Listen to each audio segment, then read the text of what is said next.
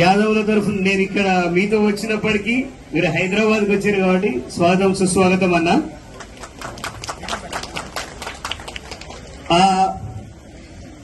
ఈ అన్ని లోకాలను కాపాడే ఆ మాధవుడిని రక్షించిన జాతి యాదవ జాతి.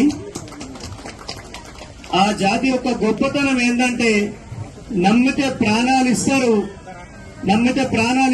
నమ్మక ద్రోహం చేస్తే ఎంతకైనా ఆలోచించారు. డ్రైవర్ సురేష్ గారు ఎక్కడున్నా కూడా వేరుగా దగ్గర రావాలి.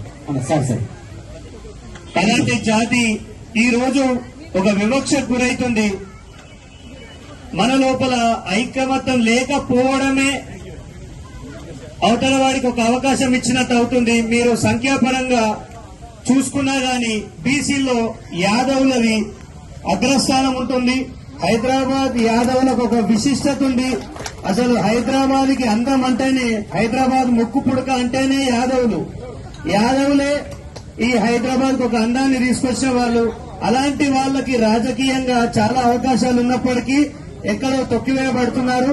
అలాంటి వాళ్ళని గుర్తించి ఇది ఆంధ్ర అయినా తెలంగాణ అయినా అన్నగారికి ఒకటే విన్నపం, అలాంటి వారిని గుర్తించి యువ నాయకత్వాన్ని ఎంకరేజ్ చేయాల్సిందిగా వారిని కోరుకుంటున్నాము.